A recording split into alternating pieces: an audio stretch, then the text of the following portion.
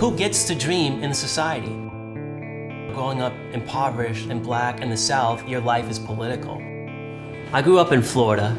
I grew up with 5 hurricanes a year sometimes. And so if you weren't able to afford to repair your shingles 5 times a year, you get a hole in your ceiling. And that hole would get bigger every year and every hurricane. And we got a hole in our ceiling, and I would come home from school sometimes and the water would be up to my ankles. And then the hole would get bigger. And then we lost all of our furniture because it would drip on the furniture. We just had a bare living room and that hole would get bigger. My family was poor. We couldn't repair this hole. We had no hope of repairing the hole.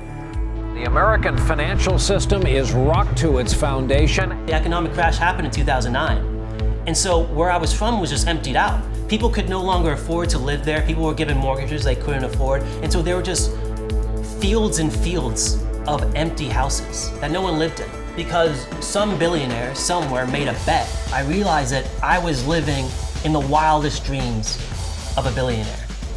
And this whole world is a work of massive speculative fiction. You know, debt does not flow in the Yellowstone. There were no militarized police patrols of Pangea, but there were police patrols of my neighborhood. So who made that up? Whose dream was that? There are people that get paid millions of dollars to imagine at Wall Street. There are men waving their hands, ecstatic, betting and believing in many possible worlds. And who makes those worlds happen? It's not them. No, they just bet on it. It's us who make the reality. It's our job in a revolution to bring that power back, to empower people to see their own power in the world. And so who is going to be there with the idea? Who is going to be there with the plans? And who is going to be there with the biggest imagination? The Green New Deal is a beautiful piece of speculative fiction. I think government should be the way for you to design your world.